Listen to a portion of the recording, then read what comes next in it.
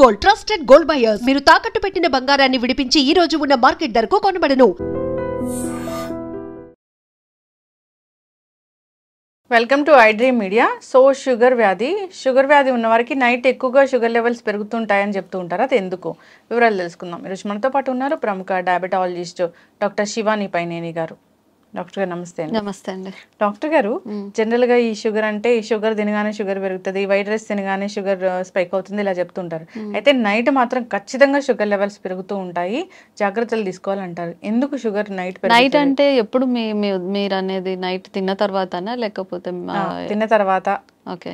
So యూజువల్గా night rice తిన్నా కూడా మధ్యాహ్నం పూట తిననే నైట్ టైం తినద్దని చెప్తాము.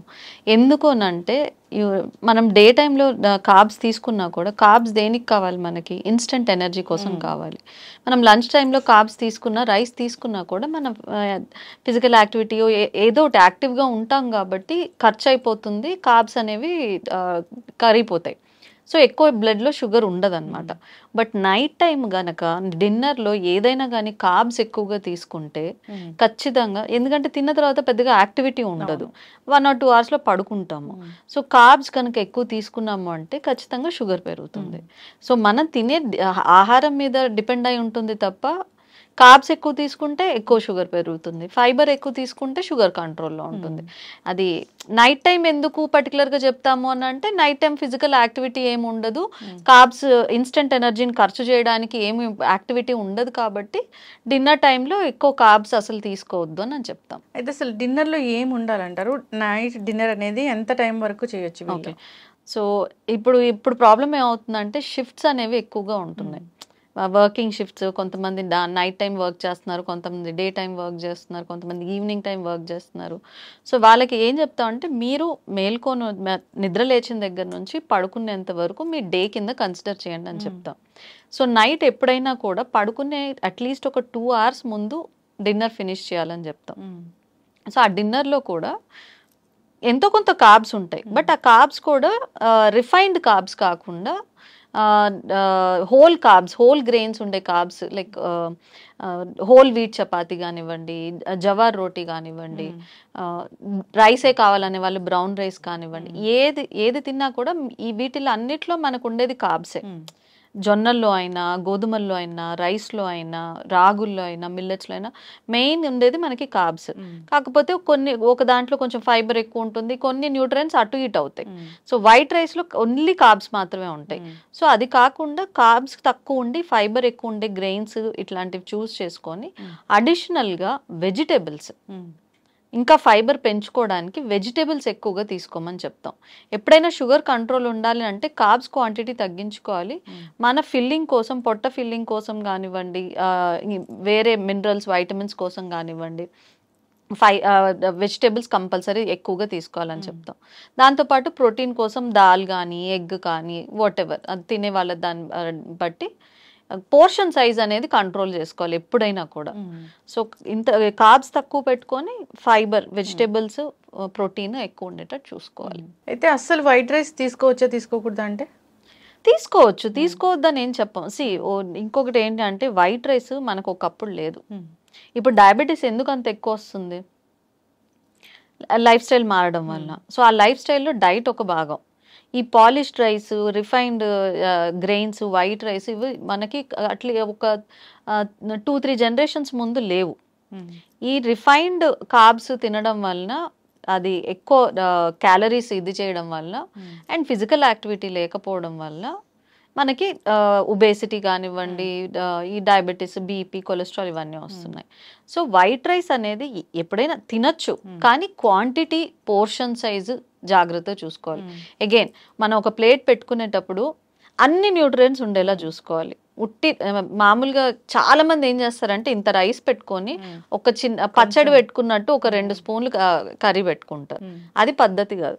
ఇంత రైస్ పెట్టుకొని ఇంత వెజిటేబుల్ కర్రీ, మీరు ఫ్రై చేసుకుంటారో ఎట్లా చేసుకుంటారో మీ ఇష్టం, అది కర్రీ ఒకటి, ఇంత మళ్ళీ పప్పు, పప్పులో ఆకుకూర కానీ ఇట్లాంటివి వేసుకొని కొంచెం గట్టిగా చేసుకుంటే ప్రోటీన్ మళ్ళీ ఫైబర్ రెండు వస్తాయి. నాన్ వెజ్ తినేవాళ్ళు గుడ్డో చికెన్ ఏదైతే అది మళ్ళీ ప్రోటీన్ కిందకు వస్తుంది.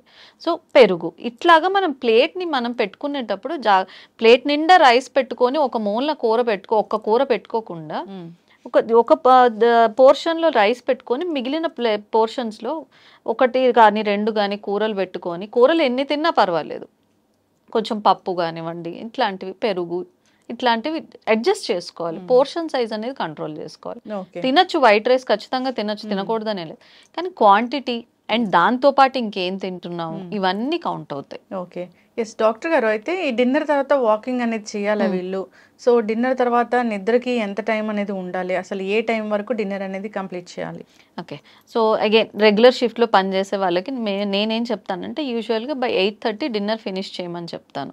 సో డిన్నర్ ఫినిష్ చేసిన తర్వాత చాలామంది ఇప్పుడు కంప్లైంట్ ఏం చెప్తున్నారంటే నిద్ర పట్టట్లేదు, నిద్ర రావట్లేదు.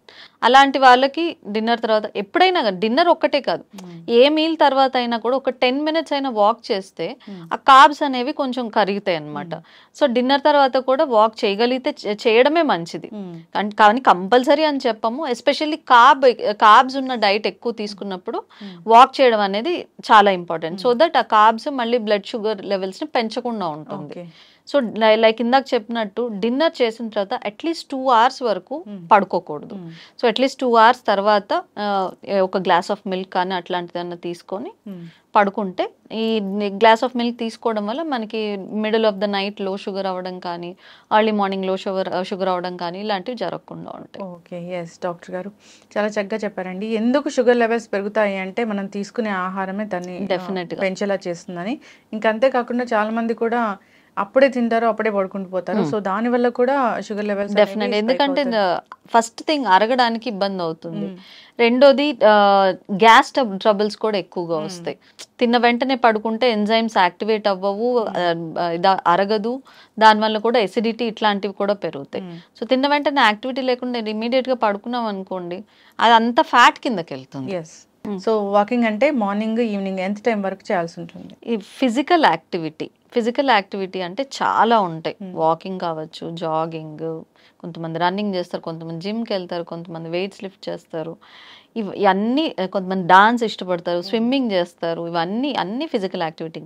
ఏ ఫిజికల్ యాక్టివిటీ చేస్తున్నాము అనేది ముఖ్యం కాదు, బట్ ఏదో ఒకటి ఫిజికల్ యాక్టివిటీ, మజిల్ మూమెంట్ అనేది ఉండాలి. అండ్ ఆ ఇంటెన్సిటీ, అదే like said walking, jogging, running, అది ఎవరి మీద, వాళ్ళ ఇండివిజువల్ మీద డిపెండ్ అయి ఉంటుంది. కొంతమంది ఫాస్ట్గా రన్ చేయగలుగుతారు, కొంతమంది జాగింగ్ చేయగలుగుతారు, కొంతమంది పెద్దవాళ్ళు ఉంటారు వాళ్ళు వాకింగ్ మాత్రమే చేయగలుగుతారు. సో వాళ్ళ దీన్ని బట్టి ఇంటెన్సిటీ, స్పీడ్ కానివ్వండి, ఇంటెన్సిటీ కానివ్వండి, వాళ్ళ కంఫర్ట్ని బట్టి, వాళ్ళ ఏజ్ని బట్టి, వాళ్ళకున్న మిగిలిన కోమార్బిడిటీస్ బట్టి వాళ్ళు చూస్ చేసుకోవాల్సి ఉంటుంది. పెద్దవాళ్ళు అనుకోండి ఒక జస్ట్ వాకింగ్ చేస్తే సరిపోతుంది. యంగ్ ఏజ్లో ఉన్నారనుకోండి వాళ్ళ వెయిట్ని బట్టి కానివ్వండి, వాళ్ళ ఈటింగ్ హ్యాబిట్స్ని బట్టి కానివ్వండి, ఒకవేళ వెయిట్ లాస్ అవ్వాలనుకోండి ఎక్కువ స్ట్రెన్యూస్ ఇంటెన్స్ ఫిజికల్ యాక్టివిటీ చేయమని చెప్తాం. సో అలాగే కొంతమందికి బాడీ బిల్డింగ్ మీద ఇంట్రెస్ట్ ఉంటుంది, జిమ్కి వెళ్ళి వెయిట్స్ లిఫ్ట్ చేయాలంటారు, సో అదైనా పర్వాలేదు. కొంతమంది జుంబా ఇట్లాంటివి చేస్తారు, that is also fine.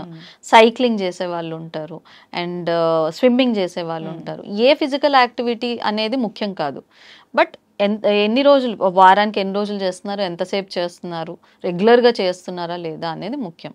So per day at least ఒక 30 to 40 minutes of physical activity, వీక్లో అట్లీస్ట్ 4 to 5 days మినిమం ఉండాలి అనేది మనం చెప్తాం. డయాబెటీస్ కానీ, బీపీ కానీ, కొలెస్ట్రాల్ కానీ కంట్రోల్లో ఉండాలి అని. ఓకే, సో ఏ టైంలో చేయాలి అని అంటే దానికి అట్లాంటి హార్డ్ అండ్ ఫాస్ట్ రూల్స్ ఏం లేవు.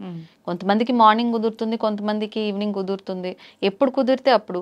కొంచెం పెద్దవాళ్ళు ఉన్నారు అనుకోండి, ఒకేసారి అరగంట నడవడం నాకు మోకాళ్ళ నొప్పులు అంటారు, అని ఆయాసం వస్తుంది అంటారు. సో అలాంటి వాళ్ళకి ఏం చెప్తా అంటే బ్రేక్ చేసుకోండి, మార్నింగ్ ఒక 15 నిమిషాలు, సాయంత్రం ఒక 15 నిమిషాలు. అది కూడా చేయలేని వాళ్ళు తిన్న తర్వాత, బ్రేక్ఫాస్ట్ తర్వాత, లంచ్ తర్వాత, డిన్నర్ తర్వాత ఒక 10 minutes అలా అయినా చేయండి అని చెప్తాం.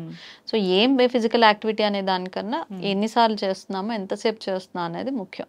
అది అంటే వాక్ చేస్తే కనుక ఖచ్చితంగా షుగర్ అనేది కంట్రోల్లో ఉంటుందా?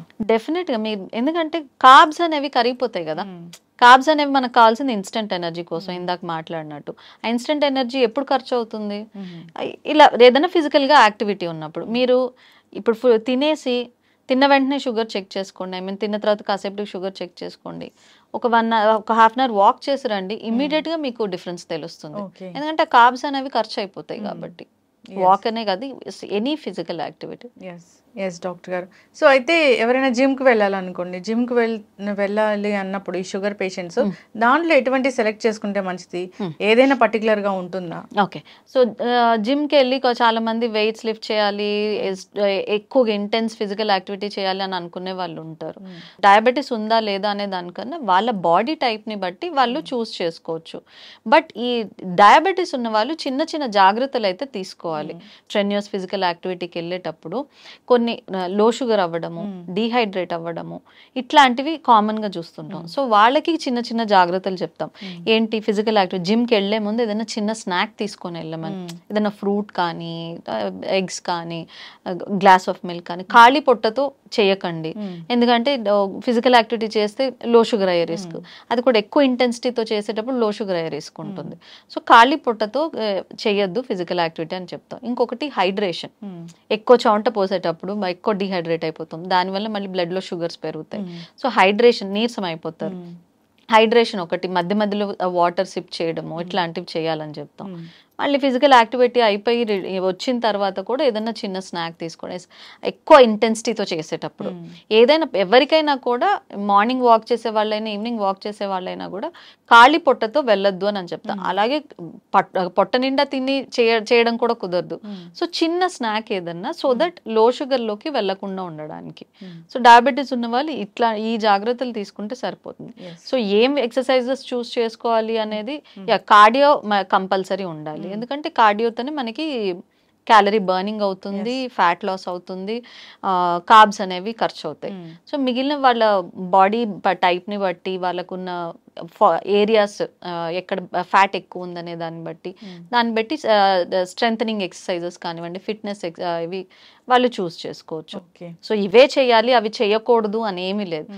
ఎందుకు బాడీ బిల్డింగ్ చేసే వాళ్ళు కూడా ఉంటారు, వాళ్ళైనా వాళ్ళ వెయిట్స్ వాళ్ళు చేసుకోవచ్చు. అంటే షుగర్ ఉండి బాడీ బిల్డింగ్ చేయొచ్చు. నేను ఇప్పుడు చెప్పినట్టు చిన్న చిన్న జాగ్రత్తలు తీసుకొని, షుగర్ కంట్రోల్లో పెట్టుకొని, మంచి ప్రోటీన్ రిచ్ ఫుడ్ తీసుకొని, లో షుగర్ కాకుండా డీహైడ్రేట్ అవ్వకుండా చూసుకొని అది చేసుకోవచ్చు. ఇంకొకటి ఏంటంటే, ఫిజికల్ యాక్టివిటీ కొత్తగా స్టార్ట్ చేసేటప్పుడు ఒకేసారి హై ఇంటెన్సిటీ స్టార్ట్ చేయకూడదు.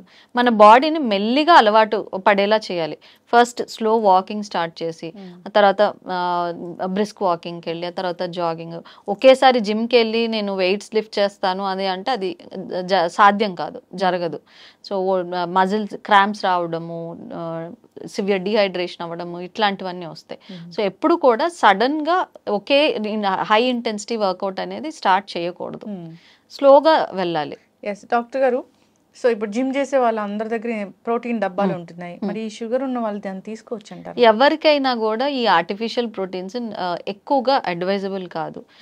షార్ట్ పీరియడ్ ఆఫ్ టైం, చాలా మంది నన్ను కూడా అడుగుతారు patients, I want to go to the gym and I want to build my muscle, తీసుకోవచ్చా అని. వీలైనంత వరకు మన natural proteins, eggs, chicken, fish ఇవి తీసుకుంటే మంచిది. ఈ professional wait lifters, body builders ఉంటారు, వాళ్ళకి ఏంటంటే short period of time 3 to 6 months వరకు, యాజ్ ఫార్ యాజ్ ఆ వెయిట్స్ లిఫ్ట్ చేస్తున్నంత వరకు 3 to 6 months వరకు పర్వాలేదు. కంటిన్యూస్ గా తీసుకోవడం అది డయాబెటీస్ ఉన్న వాళ్ళకే కాదు, ఎవరికి కూడా మంచిది కాదు. కిడ్నీ మీద ఎఫెక్ట్ పడే రిస్క్ ఉంటుంది. ఐఎమ్ నాట్ సెయింగ్ కంపల్సరీ అవుతుందని. ఎప్పుడైనా too much of protein, especially మీరు దాన్ని యూటిలైజ్ చేసుకోకపోతే కిడ్నీ మీద బర్డెన్ పడుతుంది. సో మజిల్ బిల్డ్ చేసుకోవాలనుకున్నప్పుడు షార్ట్ పీరియడ్ ఆఫ్ టైంకి వెయిట్స్ లిఫ్ట్ చేసేటప్పుడు తీసుకోవచ్చు, not more than that. Doctor గారు, మీరు ఇందాక మాట్లాడుతూ చెప్పారు కళ్ళు తిరగడం అనేది. సో జనరల్ గా కూడా ఈ షుగర్ పేషెంట్స్ కొద్దిసేపు ఏదైనా తినకుండా ఉంటే కళ్ళు తిరిగిపోతూ ఉంటాయి. సో అది ఎందుకంటారు? లో షుగర్ అవడం వల్ల. అందుకనే డయాబెటీస్ ఉన్న వాళ్ళు మెడికేషన్ వాడుతున్నా, ఇన్సులిన్ మీద ఉన్న, డజంట్ మ్యాటర్, మెడిసిన్ తీసుకుంటున్నారు అని అంటే మన బాడీలో ఇన్సులిన్ మనం తింటే పెరుగుతుంది, స్వతహాగా డయాబెటీస్ లేని వాళ్ళకి తింటే పెరుగుతుంది, లేదంటే రిలీజ్ అవ్వదు. అది దానికి ఒక సైకిల్ ఉంటుంది మనం ఫుడ్ ఇంటేక్ ని బట్టి. బట్ మనం ఒకసారి మెడికేషన్ తోని మనం ఇన్సులిన్ ని మనం ప్రొడ్యూస్ చేస్తున్నప్పుడు ఆ మెడికేషన్ పని దాని పాటిగా చేసుకుంటూ పోతుంది. బట్ ఆ మెడిసిన్ తీసుకొని టైంకి ఫుడ్ తీసుకోకపోతే లో షుగర్ అయిపోతుంది. సో అందుకనే డయాబెటీస్ పేషెంట్స్ అందరికీ కూడా small frequent meal pattern follow అవ్వాలని చెప్తాం. ఎవ్రీ 2.5 hours కి ఏదో ఒకటి హెల్దీగా తింటూ ఉండాలి. మన బ్రేక్ఫాస్ట్, లంచ్, డిన్నర్ ఒక్కటే కాకుండా మధ్యలో హెల్దీగా ఏదైనా స్నాక్స్ ఇంక్లూడ్ చేసుకోవాలి. అదే ఫ్రూట్స్ కానివ్వండి, ప్రోటీన్ స్ప్రౌట్స్ లాంటివి కానివ్వండి, సాలెడ్స్ కానివ్వండి, నట్స్ కానివ్వండి, ఇట్లాంటివి కంపల్సరీ తీసుకోవాలని చెప్తారు. So that they don't end up in low sugars. Yes, ఖచ్చితంగా డాక్టర్ గారు జాగ్రత్తలు అయితే తీసుకోవాలని కోరుకుందాము.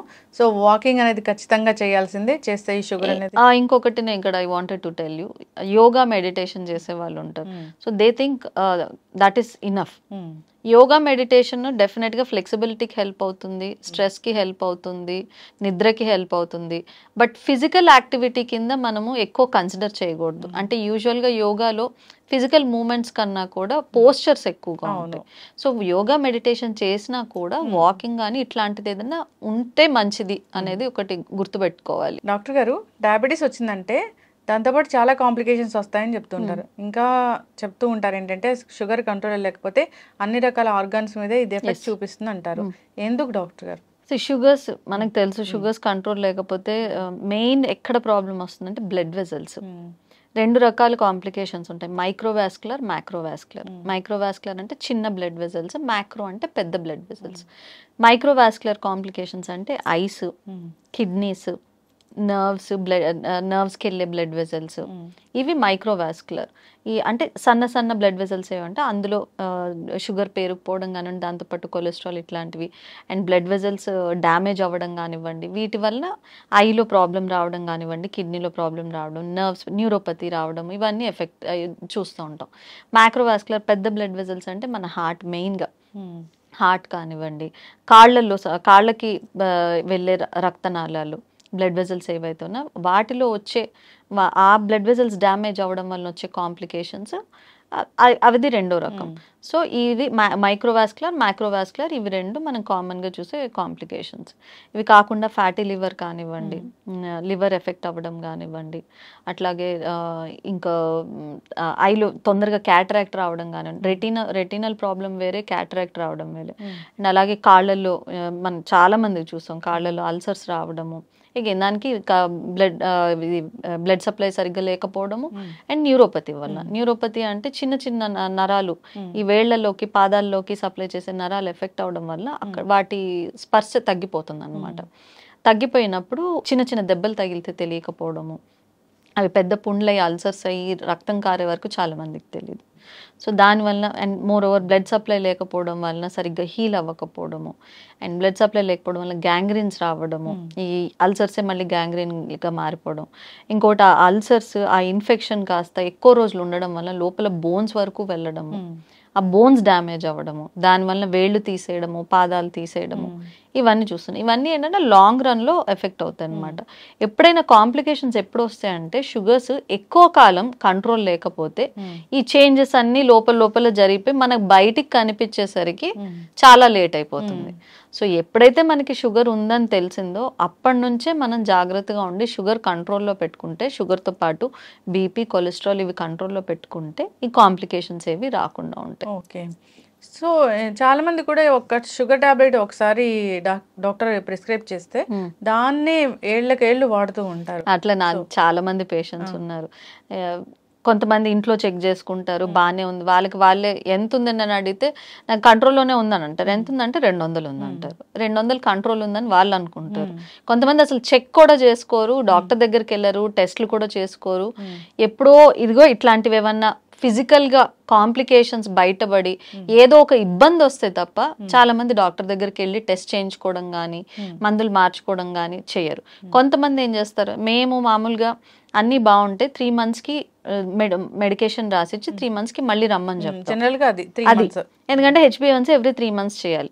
సో చాలా మంది ఏం చేస్తారు, 3 months వరకు టాబ్లెట్స్ తీసుకొని 3 months అయిపోయింది ఆపేసి ఇంకా మళ్ళీ డాక్టర్ దగ్గరికి రారు, టెస్ట్ చేయించుకోరు. సో నేను అందుకే పర్టికులర్గా పేషెంట్స్ చెప్తాను, మీరు ఒకవేళ రావడం లేట్ అయితే ఒక 5 వారం రోజులైనా 10 రోజులైనా మెడికేషన్ కంటిన్యూ చేయండి, ఆపద్దు. బట్ ప్రాబ్లం ఏంటంటే మీరు వచ్చేంత వరకు కంటిన్యూ చేయండి అని అంటే వాళ్ళు జీవితాంతం అవే కంటిన్యూ చేసి డాక్టర్ దగ్గరికి రావడం మానేస్తారు. సో అందుకే ఖచ్చితంగా, అందుకే మేము మందులు రాసేటప్పుడు కూడా 3 నెలల కన్నా ఎక్కువ రాయము. కొంతమంది యూఎస్ వెళ్ళే వాళ్ళు అట్లాంటి వాళ్ళకి మేము 6 monthsకి కావాలి అని అంటే తప్ప యూజువల్గా 3 monthsకే రాస్తాం. 3 monthsకి ఖచ్చితంగా హెచ్బిఏవన్సీ చేయించుకోవాలి కాబట్టి 3 monthsకి మాత్రమే రాస్తాం. వీళ్ళు ఏం చేస్తారు, కొంతమంది అవే కంటిన్యూ చేస్తారు, కొంతమంది 3 months నాకు కోర్స్ అయిపోయిందని చెప్పి ఆపేస్తారు, కొంతమంది ఇంట్లో చెక్ చేసుకొని నాకు బాగానే ఉందని వాళ్ళే అనుకుంటారు, కొంతమంది చెక్ కూడా చేసుకోరు. ఎప్పుడన్నా ఇట్లాంటి ఏదన్నా ఇన్ఫెక్షను, కామన్గా వెయిట్ లాస్ అవుతున్నామనో, నీరసం వస్తుందనో, యూరిన్ ఇన్ఫెక్షన్, యూరిన్కి ఎక్కువసార్లు వెళ్తాం, యూరిన్ మంట ఎక్కువ వస్తుందనో, లేదా ఇలా పుండ్లు తగ్గట్లేదనో, ఇలాంటివి ఏమైనా వస్తే తప్ప నాకు ఫిజికల్గా బాగానే ఉంది, నాకేం లేదు అని అనుకుంటారు. అయితే డాక్టర్ గారు ఒకవేళ టాబ్లెట్ రాశారు, వాడుతున్నారు, 3 months తర్వాత కూడా వాడుతున్నారు అంటే వాళ్ళకి తగ్గి ఉండొచ్చు కదా, అప్పుడు లో షుగర్ అవుతుంది కదా. అందుకే అది కూడా ఒక ఛాన్స్ ఉంటుంది. అందుకనే ఖచ్చితంగా 3 monthsకి ఒకసారి హెచ్బిఏవన్సీ చేయించుకోవాలి. కొంతమంది బాగా లైఫ్ స్టైల్ చేంజెస్ చేసుకున్న వాళ్ళకి లో షుగర్ కూడా వస్తుంది. ఆ లో షుగర్ వచ్చినప్పుడు డోస్ తగ్గిస్తాము, లేదా సింగిల్ మెడికేషన్ తీసుకుంటే టాబ్లెట్ ఆపేస్తాము. లో షుగర్ అవుతుందా పెరుగుతుందా అని మనకి ఎప్పుడు తెలుస్తుంది, చెక్ చేసుకుంటేనే తెలుస్తుంది. బట్ ఇంకొంతమంది ఏం చేస్తారు అని అంటే ఏదో ఒక పూట సరిగ్గా తినకుండా లో షుగర్ అయిందని చెప్పి వాళ్ళే డిసైడ్ అయ్యి ఏదో ఒక్కసారి లో షుగర్ వచ్చిందని మెడికేషన్ కంప్లీట్గా ఆపేస్తారు. వాళ్ళకి నచ్చిన మెడికేషన్ ఇప్పుడు 2-3 రకాలు ఉన్నాయి అనుకోండి, వాళ్ళకి ఏది నచ్చితే అది ఆపేస్తారు.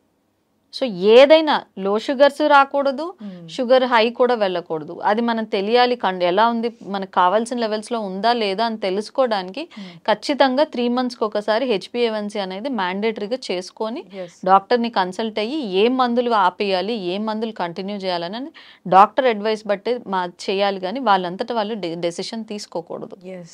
అంటే కిడ్నీల మీద ఎక్కువ ప్రభావం చూపిస్తుంది షుగర్ పెరిగితే కనుక అంటారు. అది ఎందుకు డాక్టర్ గారు, పర్టికులర్ గా కిడ్నీస్ ఎందుకు? కిడ్నీస్ ఒకటే కాదు, మీరు షుగర్ కంట్రోల్ లేకపోతే కిడ్నీస్ ఎఫెక్ట్ అవుతాయి, రెటీనా కళ్ళు ఎఫెక్ట్ అవుతాయి, లివర్ ఎఫెక్ట్ అవుతుంది, హార్ట్ ఎఫెక్ట్ అవుతుంది, కాళ్ళు ఎఫెక్ట్ అవుతాయి. మనం కిడ్నీని ఎందుకు హైలైట్ చేస్తాము అని అంటే అది కొంచెం సీరియస్. ఇప్పుడు కాళ్ళు ఏదన్నా ఎఫెక్ట్ అయినప్పుడు కిడ్నీలో ఒకటే కాదు, బాడీలో అన్ని ఆర్గన్స్ ఎఫెక్ట్ అవుతాయి. కిడ్నీ గురించి ఎందుకు సీరియస్గా తీసుకుంటారు అని అంటే దానికి ట్రీట్మెంట్ అనేది చాలా కష్టం కాబట్టి. ఇప్పుడు రెటీనా ప్రాబ్లం వచ్చింది అనుకోండి, అది కూడా ఎప్పుడు సీరియస్గా తీసుకుంటారు అని అంటే అది బ్లైండ్నెస్కి వెళ్ళేంత వరకు వస్తే కానీ సీరియస్గా తీసుకోరు. ఎప్పుడైతే ఆ చూపు మందగించడం స్టార్ట్ అవుతుందో అప్పుడే సీరియస్గా తీసుకుంటారు. దానికి ఏవో ఇంజక్షన్లు, సర్జరీలు ఏవో చేసి ఇచ్చేస్తారు. బట్ కిడ్నీ ఏదైనా ప్రాబ్లం వచ్చింది అనుకోండి, ఎండ్ స్టేజ్కి వెళ్ళింది అనుకోండి, ట్రాన్స్ప్లాంట్ తప్ప మనకి వేరే ఆప్షన్ లేదు. సో అందుకని దాన్ని హైలైట్ చేసి కొంచెం సీరియస్ ప్రాబ్లంగా అనుకుంటాం. కానీ ఎంతమంది వేళ్ళు తీసేయించుకొని, పాదాలు తీసేయించుకొని కుంటుతూ నడుస్తున్నారు, ఇంతవరకు కాళ్ళు తీసేయించుకొని కూడా, కాకపోతే ప్రాణం ఉంది కదా, కిడ్నీ లేకపోతే ప్రాణమే ఉండదు. అది. సో ఇట్లా పోస్ట్ పోన్ చేసే వాళ్ళకి ఏం చెప్తారు డాక్టర్ గారు? నేను నా దగ్గరకు వచ్చే పేషెంట్స్ కూడా నేను అదే చెప్తాను. ఇంకొంతమంది ఏమిటంటే మెడికేషను టెస్ట్లు ఒకటే కాదు, లైఫ్ స్టైల్ కూడా మానేస్తారు. సో ఆ రీఇన్ఫోర్స్మెంట్ కోసం కూడా మేము ఖచ్చితంగా 3 monthsకి ఒకసారి డాక్టర్ని కన్సల్ట్ అవ్వండి, టెస్టులు చేయించుకోండి, డాక్టర్ని కన్సల్ట్ అవ్వండి. దానికి ఇంకా చెప్పడానికి ఏం లేదు. ఖచ్చితంగా ఎవ్రీ 3 months హెచ్బిఏవన్సీ చేయించుకొని డాక్టర్ కొంతమంది చేయించుకొని వాళ్ళంతటా వాళ్ళు బాగానే ఉందనో లేకపోతే తక్కువ అవుతుందనో వాళ్ళ డెసిషన్స్ వాళ్ళు తీసుకుంటారు. అది కూడా కరెక్ట్ కాదు. 3 monthsకి ఒకసారి షుగర్ టెస్ట్ చేయించుకొని డాక్టర్ని కన్సల్ట్ అవ్వాల్సిందే. అది ఖచ్చితంగా డాక్టర్ గారు. సో అసలు లైట్ తీసుకోకూడదని కోరుకున్నాము. సో షుగర్ వచ్చింది, మందులు జీవితాంతం మందులు వాడాల్సిందే అని మైండ్లో ఫిక్స్ అయిపోతారు ఫస్ట్ థింగ్ ఒకటి. సో ఇవే మందులు ఉంటాయేమోనని అనుకుంటూ ఉంటారు, అవే వాడుతూ ఉంటారు. దానివల్ల కాంప్లికేషన్స్ అయితే చాలానే వస్తాయి. ఇంకా మీ డాక్టర్స్ ఏం చెప్తారంటే బిఫోర్ ఫుడ్ అని చెప్తూ ఉంటారు. అదొకటి చాలా ప్రాబ్లం అవుతుంది. తినే ముందు వేసుకోవాల్సింది తిన్న తర్వాత వేసుకుంటారు. తిన్న తర్వాత వేసుకోవాల్సింది తినే ముందు వేసుకున్న ప్రాబ్లం లేదు. బట్ తినే ముందు వేసుకోవాల్సింది ఖచ్చితంగా తినే ముందు మాత్రమే వేసుకోవాలి. అలా అయితేనే షుగర్స్ కంట్రోల్లో ఉంటాయి. తిన్న తర్వాత వేసుకుంటే తిన్న తర్వాత షుగర్ కంట్రోల్ రాదు, ఆ తర్వాత కాసేపటికి షుగర్ డౌన్ అయిపోతుంది. సో కంట్రోల్ అనేది ఉండదు. సో ఆ టాబ్లెట్స్ ఎప్పుడు ఎలా వేసుకోవాలనేది కూడా జాగ్రత్తగా చూసుకొని వేసుకోవాలి. ఎస్, ఖచ్చితంగా డాక్టర్ గారు జాగ్రత్తలు అయితే తీసుకోవాలని కోరుకుందాం. ప్రతి ఆర్గాన్ని డ్యామేజ్ చేస్తుంది షుగర్ అనేది అందరికీ తెలిసినా కానీ అదే పందాలో వెళుతూ ఉంటారు. సో నిజంగానే మీరు అన్నట్లుగా కిడ్నీ ఇష్యూస్ వచ్చినప్పుడు, లివర్ ఇష్యూస్ వచ్చినప్పుడు అప్పుడు భయపడి వెళ్తూ ఉంటారు. ఫిజికల్ గా సిమ్టమ్స్ తెలిస్తే తప్ప వెళ్ళరు, అప్పటికే లేట్ అయిపోతుంది. ఎస్, ఖచ్చితంగా జాగ్రత్తలు తీసుకోవాలని కోరుకుందాం. ధన్యవాదాలు. Thank you.